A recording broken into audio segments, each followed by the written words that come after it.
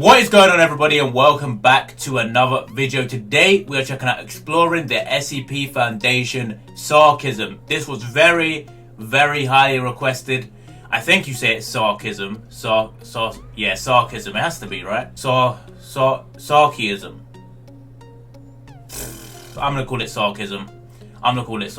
Alright? Anyway, a few things I have to say before we get into this video. Number one, if anyone was wondering why there wasn't any videos over the weekend, I did record a video on mobile task forces, and unfortunately the audio was just corrupted. I don't know what happened. I think I might have accidentally changed a setting in OBS. So I think my webcam mic was used instead of my actual mic, which led to some really bad audio that kept peaking and cutting out. And then about 13 minutes into the video, it started echoing. And yeah, I was not about to put that video out for you guys. I said in the Discord, so if you're not in the Discord, you wouldn't have known that the video wasn't going up. But I'm going to give you guys the option. If you want me to react to the SCP Illustrated Mobile Task Force video, let me know down below, okay? If you want me to react to it, I will. Obviously, it probably won't be as good as my initial reaction, but I might miss some things that I didn't see before, as some people did point out. So if you guys want me to react to it, I will. Probably the reason it also got corrupted is because I got an entire new setup, so you'll be able to see on the screen. I've got new lights, I've got a new desk, all that good stuff. So yeah, hopefully the video quality goes up a little bit through all this. I mean, the lights definitely seem to make a difference in the way it looks. Moving on, also I'll be streaming on Twitch today as this video comes out, probably before this video comes out. So yeah, if you haven't followed already, be sure to go follow me on Twitch. A few common questions I've gotten is, will the streams be watchable afterwards? Yes, the streams will be watchable on Twitch afterwards. Of course, you could go and watch the past broadcasts. In terms of the gameplay, when I play through Outlast, I will take that gameplay and turn it into a series on the YouTube channel. So even if you don't watch the stream, you'll be able to watch the playthrough series on the YouTube channel afterwards, and it will probably be a few days, and I will episode it, so you won't see all of it at once like you would on the stream. Also, one more thing, Twitch is totally free, ladies and gents, okay? I had a few people say they can't afford it. Listen, it's free. You don't have to donate me money or anything. I'm not asking for money. If I was asking for money, I would just make a Patreon, you know what I mean? So the money's not really that important to me at this point, so you can go follow me on Twitch for free. Make an account is totally free. You don't even need an account to watch the stream, by the way. Just gonna put that out there as well. But yeah, those are the two misconceptions I've had, really. Anyway, we're gonna get into this video. It's been a long intro, so yeah, almost at 1,000 subs. So if you haven't subscribed, be sure to subscribe. And yeah, let's get into this. Sarkicism. The nature of belief and faith is certainly a powerful one, regardless of the concept of a deity or deities. But even just looking at the power, control, and influence that believers can possess, from the widespread influence of the Vatican to the utter control of a small cult leader, faith has been a prominent aspect of our species for thousands of years. We've already looked at one religion in the SCP universe, the Church of the Broken God. That's another highly requested video that will be coming out soon. Now we'll discuss their counterpart, the Sarkic cults. Sarkicism is another very large topic within the SCP universe, and this would be a very long video if I tried to cover it all. So let's just try and get a good idea of what Sarkicism is, and why it has its followers. Sark means flesh in ancient Greek, which summarizes the overall belief system of the Sarkites, which is diametrically opposed to the Church of the Broken God's theology based on technology. In fact, most Sarkites don't actually refer to themselves using the term Sarkic, as the term was an insult created by the Church of the Broken God's predecessors. That is not to overemphasize the Sarkites' opinion of the Church, as it is believed that while the Church views the Sarkites as a sort of biblical foe, the Sarkites seem to view the Church as simply another obstacle. The Sarkic cults are generally divided into two different factions that operate in vastly different ways, but follow mostly the same set of beliefs. The Proto-Sarkic cults. Jesus, this photo is creepy as fuck. In terms of what you said already, we need to react to Church of the Broken God, obviously. And they sound a bit like the Adeptus Mechanicus. Did he say something about worshipping machines? But yeah, we will react to them very soon. He said Sark means flesh, did he say? So these lot worship flesh. Is that what they worship? That's creepy. That's creepy. are those found in small, isolated communities across Europe and Asia. These communities are usually poor, superstitious. You guys let me know, man. Do you think diets, like fizzy drinks or soda, whatever you call it, taste different to regular? Like, this is 7-Up, right? But this is like 0 sugar 7-Up, right? I know the calories are less, but honestly, I think Diet Coke tastes better than regular Coke, but I'm not too sure on the 7-Up. Technophobic, and generally hostile to any outsiders. The neo-Sarkic cults, on the other hand, are found in much more urban environments, and can be difficult to differentiate from other wealthy city dwellers. My man's wearing a trash bag, dude. Like, what? Was he wearing a raincoat? Is this actually an old picture, or did they just stage it, like, as an old picture? It's insane, like, how back in the day, people, like, everyone, even, like, poor people, right?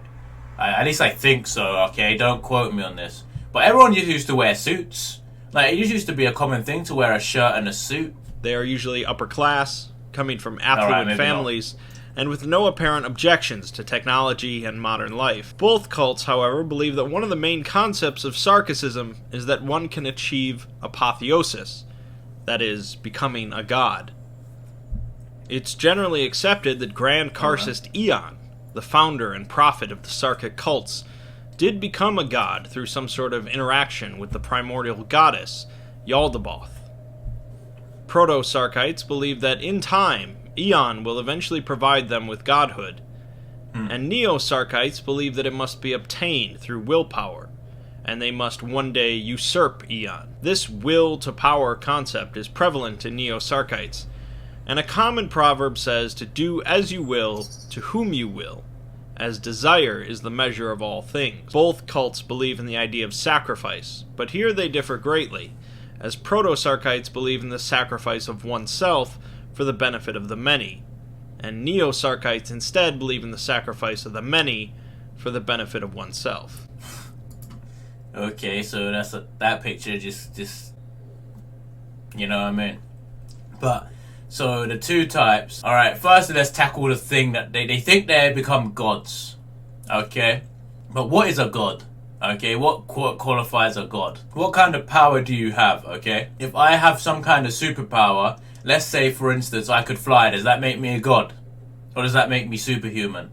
Right? To me, and from what I've gathered from a lot of these universes and just in general, gods do never walk among men, you know what I mean? Like, they just don't. They can never enter this realm, you know what I mean? Like, there's no stories of, in the Bible, as far as I know, of like God walking on earth. You know, he always does his work through people. So, I don't know what they class as a god. Don't really know where I'm also going with this. But let's move on and tackle the two cults. So, one believe in sacrificing themselves, or one for the many, which I guess is less barbaric than sacrificing many for yourself. But at the end of the day, if it comes down to sacrificing a bunch of crazy people for myself, I will do so. So one, they believe in being a martyr. The others, they believe in being selfish. I mean, I wouldn't want to be a martyr, so, you know, I'm not going to lie to you.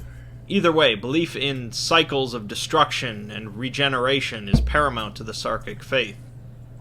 Both cults often practice ritual cannibalism, human sacrifice, the worship and spread of contagions, and bodily augmentation. That's one thing I just can't, man. Cannibalism. That is so, like, that, it gets me every time. Cannibalism. Just eating people. I don't think I could do it, man. I don't think I could do it. What do you say? Body augmentations and something else. I mean, these lot are fucking weirdos, bro. Grand Karcist Ion founded the Sarkic cults nearly 4,000 years ago, somewhere in western Siberia. The Sarkic timeline is muddy, even their recent history, but it's believed that Ion was born to a Davite mother and a slave father, as the Davites referred to him as a half-breed. Ion was a slave for much of his youth in the city-state of Adatum, possibly serving under an alchemist or priestess, until he led a slave revolt against the Davites. During this time, Ion demonstrated great power over organic flesh, both his own and others. Oh god. Examples of this include transforming his hand into some sort of wolf jaw, capable of ripping through a metal jail cell, forcing others to act against their will, such as causing men to throw themselves on their spears, and could also gift these powers and other physical augmentations onto his followers. You know, he doesn't sound so much as a god, he sounds more like a demon, you know what I mean? But some people say, what's the difference, you know? During this revolt, Ion was aided by 4 disciples, known as the Clavigar in the Sarkic faith, who would go on to be essentially saints. It's unclear how exactly Ion gained his abilities, but it somehow involves Yaldabaoth, a god or goddess believed by the Sarkites to be responsible for creating the universe, possibly through the process of giving birth to other gods, and then devouring them and exhaling the remains. Neo-Sarkites revere this god, but Proto-Sarkites seem to regard it as the enemy of all living things. Why is there always, in everything we watch that's related to gods, some kind of devouring of other gods? All the time. What did we watch before? When we watched The Scarlet King, there was a theory that he absorbed and ate all the other gods. Like in Warhammer, when we watched about different gods like Eldar gods or the Necrons and the Catan, you know, all of that. It's always absorbing something. Like, what's going on, man? What is these gods' fascination with eating each other like? Yaldabaoth is also joined by 6 other entities, known as Archons, which are described as manifestations of primordial chaos. It's said that Ion endured 6 trials given by the Archons, which allowed him to break free from the bondage of mortal limitations. In one text, Ion claims to have murdered Death herself and read the entrails of the Creator. I'm not too sure that's possible. Regardless of how Ion managed to become godlike, his slave revolt conquered the Davites, forcing them to recede, and the Sarkites built a number of cities, largely composed of organic material. So, this man claims to have killed Death herself, or himself, I think he said herself, and read in the, what did he say, read the guidelines of the Creator, or read like, basically, he's read the, what the Creator of the universe used to build it, I guess, is what he means there. Not sure you could kill Death, unless you're Homer Simpson. If you haven't seen that Simpsons episode where he smashes the Grim Reaper over the head with a bowling ball and kills him. But then he became the Grim Reaper, so, you know. The Sarkic civilization experienced its golden age and spread across Eurasia, with their capital being the converted kingdom of Adytum. Their civilization eventually spread into the Mediterranean, establishing a foothold here and colonizing the various islands. It was here where they would encounter the real resistance, however, as the Mechanites, the precursors to the Church of the Broken God, would rise up against them alongside other civilizations. Typical. This massive war involved anomalous technology, huge colossi, monstrous My man's got his email address in the bottom of the picture. Nations, and 20 to 30 million casualties. All I can say is, the Mediterraneans, bro, the Turks, the Greeks, I mean, those guys, those islands and stuff there, man, Cyprus, they don't like to be conquered, let me tell you. Like, they don't like it. They will fuck you up, dude. they will, like, as somebody who's from there. I mean, if you guys aren't familiar with Turkish history, I mean, like, I don't know how to explain it, but I'm pretty sure Turkey is one country that has not been conquered very many times. You know what I mean? Obviously, the Mongol Empire, I think Turks kind of indirectly, some of them originate from there, but obviously they had the whole Ottoman Empire, all of that, bro. Turkey was a very powerful country once upon a time, and the Greeks, I mean, Alexander the Great, all of that. You come there, man, and it's all islands and shit, bro. You don't want to fight in the Mediterranean, bro. You don't want to. The war ended with really no winners, as the Sarkic Empire broke apart and went into hiding, leading to a division in culture and theology. The Mechanites dwindled and eventually became the Church of the Broken God, and the devastation led to the collapse of the Bronze Age. Sarkicism would continue to live on in small communities throughout Eurasia, and their belief systems would slowly differ. At this point, it's completely unknown what happened to Grand Karcist Ion, and the Foundation is currently not even sure if he ever existed at all. Eventually, certain Sarkites would become intertwined with some noble courts, acting as advisors or court magicians, teaching the lords and ladies about alchemy, astrology, and the occult, while spreading belief in Sarkicism. These courts would become Sarkic great houses, practitioners of neo-Sarkicism that follow their own interpretation of the religion. What is the term for, like, alchemy and astrology and all of that weird hokum science called? There's got to be a term for it. Like, all those people that think because they were born in some month, they get traits because you look at the stars and it kind of looks a bit like something. You know what I mean? Like, alchemy, that's a bit creepy, isn't it? Both Proto-Sarkites and Neo-Sarkites would maintain their numbers through generations of inbreeding, avoiding genetic defects through Sarkic rituals. Oh, God. And Sarkites have shown vastly lower mortality rates compared to normal populations. Both groups also adhere to a strong belief in secrecy, whether through mistrust or necessity. And so Sarkicism is largely unknown to the wide world. So, most Sarkites present a dangerous threat to the current world order, as the Foundation considers their speculated goals to be fairly apocalyptic in nature. Although this goddamn looks like a tyrannid, bro. Like, these Sarkites look like chaos and tyrannids merged. Not all Sarkites are dangerous, such as SCP-2815, a village of inbreds that give out human flesh disguised as fruit that for some reason is safe to eat. They also donate organs and blood grown from a tree to local hospitals.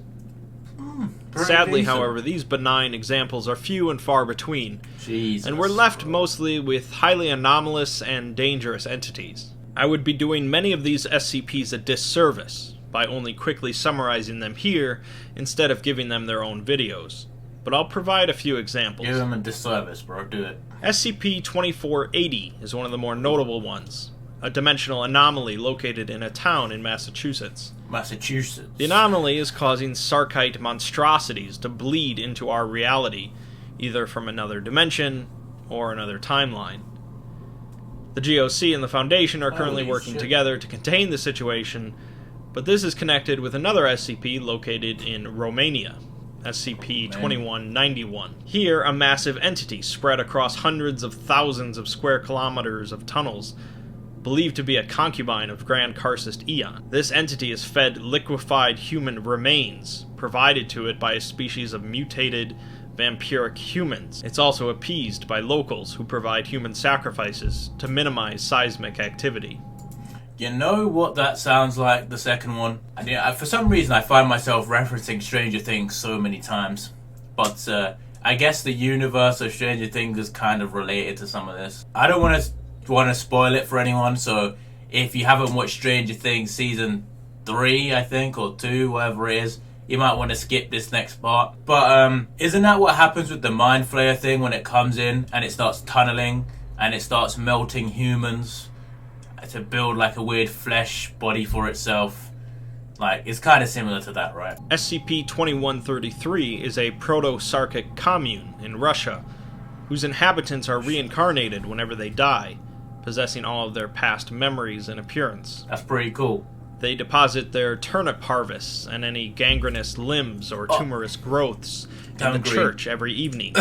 And the village is also filled with dark red tentacles that attack any outsiders entering the church. I'm pretty sure my granddad died of gangrene. Beneath the church is an expansive series of tunnels and caverns, where there seems to be thousands of entities growing in eggs, as well as a temple devoted to a Karcist. There is possibly a strong connection between SCP-2133 and SCP-610, the flesh that hates.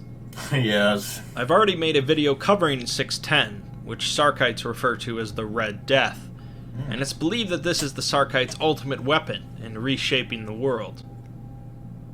Massive Sarkic organisms containing human DNA are believed to have battled the captured Colossus, SCP-2406, during the war between the Sarkites and the Mechanites. Another large organism was used as a Sarkic temple in their Golden Age, SCP-2095, but eventually was conquered during the war and died. SCP-2075 is a Karcist that was captured by the Foundation, but easily broke containment when it revealed that they had only captured one small aspect of itself, along with 2 of the security personnel assigned to the SCP. The doctor in charge was stabbed with an anomalous dagger, which seemed to transform him into a large amorphous mass of flesh and bone, which proceeded to kill 56 personnel before dying.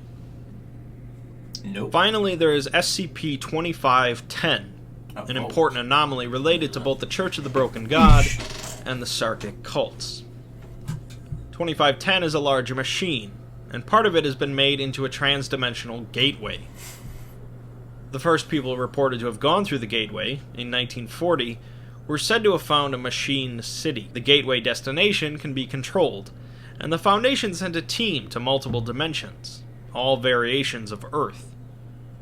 There's too much here to really go into detail, but to summarize, these dimensions were each one where the war between the Sarkic cults and the rest of humanity came to a climax. In one of them, parts of the Broken God were fashioned into an unimaginable weapon that wiped out every trace of life from the planet. In others, the Sarkic forces went out, and Yaldabaoth broke free from its cage, driving the world to a horrific apocalypse. In another reality, however, humanity banded together and achieved a technological singularity, uniting to defeat the Sarkites. The lesson to be learned from this anomaly is that if humanity doesn't work together and embrace the Church of the Broken God's ideology, the Sarkic cults will win. Since there's really no canon, however, this is just one perspective. So, I mean, I hope this doesn't exist in real life, you know what I mean? I hope there's no people that worship the flesh and try and mutate themselves in real life. Right now, I'm not aware of anyone who worships technology, but I feel as you go forward with technology and technology becomes so important that everything is literally tech. Like, when we get to the point where your fridge just orders your stuff, your food for you, and, you know, everything is just automated, you know, then maybe there'll be people that start worshipping tech. But, I mean, I think we're a little too far away from that right now. This should have provided a good jumping off point to continue learning about Sarkicism as it's continually expanded. Yeah, it was... In the majority of cases, it's very easy to look at the Sarkic cults as nothing more than threats to humanity. And that seems to be the general consensus for most of the community. While some might boil down the conflict between the Broken God Church and the Sarkites to just good versus evil, good fiction is rarely as simple as that. True. Regardless, Sarkicism and its anomalies are a very interesting blend of religion, folklore, occultism, and body horror. Yeah, body horror. That's the best term I'd use to describe it, you know? And to his flock, Ion. I mean, it says Ion, you know what I'm saying? Like an ion, you know, in science. Thus spoke, I have stepped beyond the flow of dreams, stood before the old ones within their own desolate domain. I have endured their intolerable force across countless eons. See, that's Eon, that's Ion. I have seen the infinite dead worlds, murdered death itself, herself. I have read the entrails of our Creator, beheld eternity unfurled, known that our paradise draws near, and with our own flesh shall we birth it. Disgusting, that's what that sounds like. Disgusting. Absolutely disgusting. Anyway, that's the end of Sarkicism. Now, let's take a moment just to think about this, okay? So, obviously, Sarkicism is the opposite of Church of the Broken God, which I will be doing a reaction to very soon, hopefully. It's creepy, you know. It reminds me a bit of like the Chaos cults on Warhammer. I mean, it's not as creepy as Demon Kulaba, but it is kind of right up there with the creepiest stuff I've ever watched. Although I think it's quite an interesting thing into the SCP universe, you know what I mean? Like, it makes sense that this would exist, and obviously the flesh that hates. I haven't watched a video on it because the video is goddamn long. We will be watching it eventually, but yeah, I've seen that, and it kind of reminds me of that a little bit. Of course, he did mention it. So yeah, definitely something very interesting, you know? Definitely interesting, definitely creepy, definitely a bit scarring, but, you know, as is a lot of things in a lot of these universes. Anyway, if you enjoyed this reaction, be sure to leave a like and subscribe if you are new. Of course, you can subscribe. Follow me on Twitch. All the links you'll need are down below. So yeah, go crazy down below in the links. If you want to watch some more reactions, I have a whole playlist on SCP reactions. So if you haven't watched all of those, be sure to go check that out. I also have a whole Warhammer playlist. So if you're interested in going through and learning Warhammer with me, you can go watch that playlist. But anyway, thank you for watching this. I'll see you all in the next one.